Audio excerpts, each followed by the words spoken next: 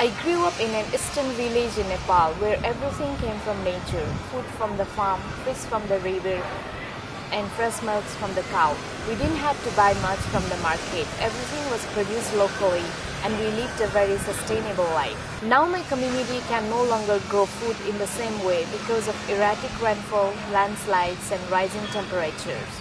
The food produced can no longer meet the family needs per year. With little knowledge and resources to combat climate change, whose impacts surpass the community's traditional knowledge of nature and are beyond their control, global warming has become the issue of justice and survival. This story is similar to the stories of many communities from the developing countries who have lost their livelihoods to impacts of climate change. The ones who own little and live a very subsistence-based livelihood are bearing the greatest brunt of climate change. This is injustice. This motivated me to work with the Mughal indigenous women from one of the remotest mountainous region of Nepal in a climate justice feminist participatory action research.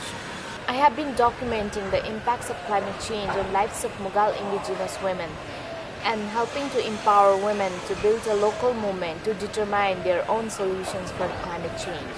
This project led women in the village to have a meeting for the first time with the local leaders to discuss their challenges.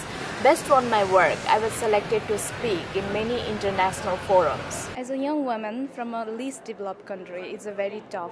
Gender inequality does not have to be a normal in our life. Within gender also, the lens we look at the gender has to be refined. It has to be refined in the sense of urban and poor women, high-income family and low-income family, women belonging to the non-indigenous and indigenous family. At COP21 in Paris, as governments continue to negotiate our climate future, I want to be present and ask them to look in the eyes of indigenous women and answer us. Whose lands will be traded away, whose cultures will be lost, and whose lives will be discarded in this negotiation.